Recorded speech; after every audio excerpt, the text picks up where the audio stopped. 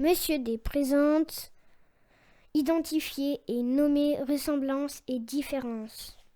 Bonjour à tous et bienvenue dans cette nouvelle vidéo. Aujourd'hui, nous allons travailler la compétence bleue de la séquence 3. Alors, si vous vous souvenez de la salle de cours d'éducation musicale, vous vous souvenez que sur les murs, il y a plein de verbes qui sont collés avec différentes couleurs et tous les verbes qui sont collés avec la couleur bleue représentent les capacités, les compétences que vous devez avoir en termes d'écoute d'une œuvre. La compétence d'aujourd'hui est donc la suivante: identifier et nommer ressemblance et différence dans deux extraits musicaux. Avant de commencer à travailler cette compétence, nous allons quand même revoir un petit peu ce que nous avons vu la semaine dernière et ce que nous savons déjà sur l'opéra. Nous savons que l'opéra est une histoire mise en scène et chantée. Les chanteurs sont des chanteurs lyriques, ils sont accompagnés par un orchestre symphonique. Chaque opéra commence par un générique, qu'on appelle une ouverture. Et nous avons vu plus en détail la semaine dernière qu'il y a deux types de chants dans l'opéra, l'air d'un côté, le récitatif de l'autre. Si air et récitatif, ce n'est pas très clair encore pour vous, je vous invite à revoir la vidéo de la semaine dernière pour vous rafraîchir un petit peu la mémoire. Alors, la compétence d'aujourd'hui, je rappelle, identifier et nommer ressemblances et différences dans deux extraits musicaux. Pour travailler cette compétence, nous allons avoir besoin d'un tableau comme celui-ci. Vous l'avez dans votre porte-vue, dans les fiches de la séquence 3, avec trois colonnes.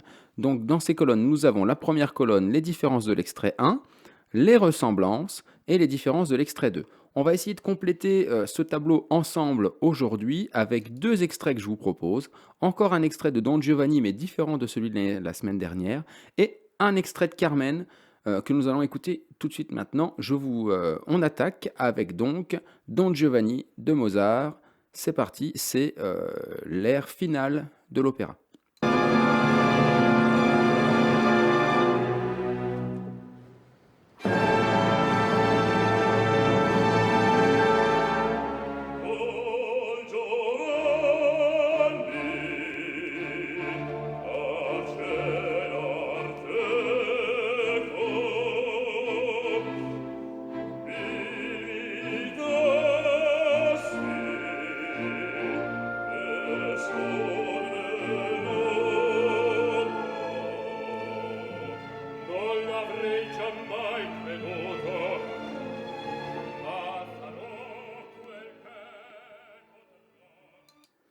Je coupe un peu de manière abrupte et j'enchaîne avec l'air de la fleur, pardon, de Carmen. C'est Don José qui chante. C'est parti.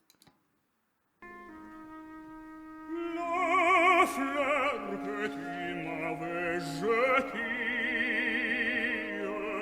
dans ma prison m'était restée flétrie et sèche cette fleur garde toujours sa douce odeur. On va s'arrêter là.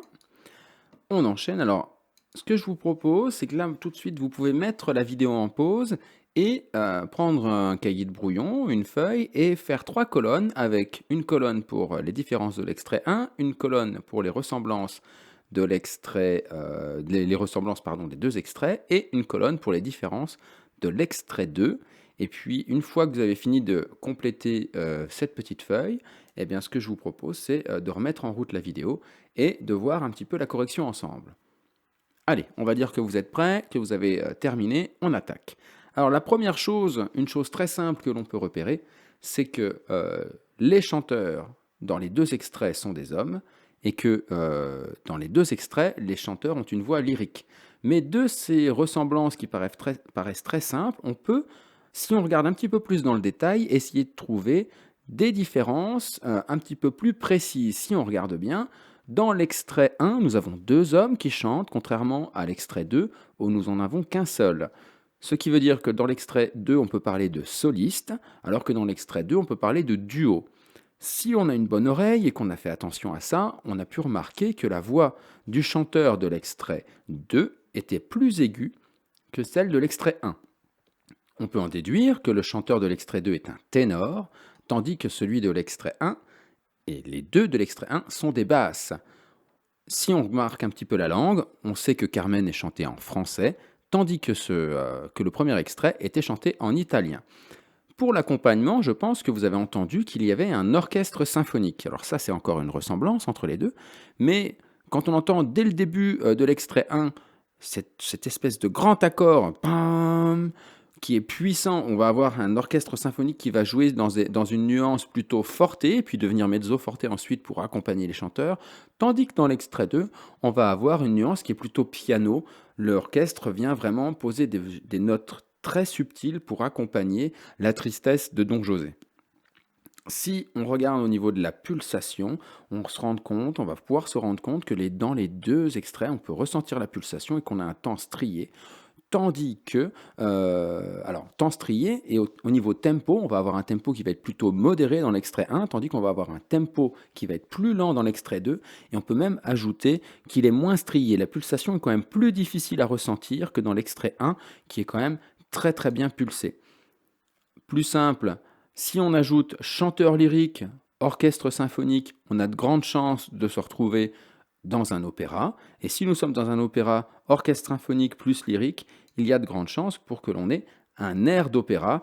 Si ça avait été un récitatif, l'orchestre aurait été absent et on aurait eu à la place un clavecin et un violoncelle, ou alors un piano et un violoncelle, mais la différence va être que on va plutôt avoir un air de colère ici dans la version de Don Giovanni. C'est la statue du commandeur, c'est le commandeur qui revient se venger de tout ce que lui a fait Don Giovanni, tandis que dans l'extrait 2, on va avoir plutôt un air de tristesse, où Don José va souffrir de l'amour qu'il a pour Carmen. Alors, je résume, pour identifier les différences et les ressemblances, qu'est-ce qu'il faut faire ? 1. Je complète ce fameux tableau à 3 colonnes que vous avez ici. Ensuite, une fois que vous avez trouvé un élément, vous comparez les colonnes entre elles pour voir s'il n'y a pas un élément qui peut vous aider à compléter la colonne d'à côté. Une fois que vous avez fait ça, pour pouvoir compléter le formulaire de la semaine prochaine, revoyez le vocabulaire. Alors il y en a plein du vocabulaire à revoir. Je vous ai mis en jaune ici le vocabulaire de l'opéra qu'il faut maîtriser, et puis un petit rappel en vert du vocabulaire qu'on a pu voir depuis le début de l'année, tout le vocabulaire qui est relatif à la hauteur, le vocabulaire du tempo, le vocabulaire de l'intensité, le vocabulaire du rythme. Pour la semaine prochaine, donc je vous redis, revoir le vocabulaire et compléter le formulaire de l'étape 4. Alors je vous montre un petit peu à quoi il ressemble ce formulaire pour que vous soyez bien capable de le compléter. Vous avez dans ce formulaire 2 extraits, un extrait de Lully et un extrait de la Bohème de Verdi. Je vous propose ici différentes entrées, chœur mixte. Alors à vous de me dire si vous entendez un chœur mixte uniquement dans l'extrait 1, donc en gros si vous l'aviez mis dans la colonne des différences qui est à gauche, si vous l'entendez uniquement dans l'extrait 2, donc ce serait une différence de l'extrait 2, donc dans la colonne tout à droite. Si vous entendez un chœur mixte dans les 2 extraits, donc ça voudrait dire que c'est une ressemblance, donc vous allez cliquer sur les 2 extraits. Et si vous n'entendez pas du tout de chœur mixte dans aucun des extraits, vous cliquez ici. Vous faites cette manipulation-là pour chacun des mots qui vous sont proposés. À vous de choisir. J'attends à chaque fois qu'une seule case cochée par ligne. Une fois que vous avez terminé, vous cliquez sur Envoyer. J'espère avoir été clair. Si ce n'est pas le cas, vous pouvez me recontacter via Éclat. Je vous souhaite à tous un bon courage et une bonne semaine.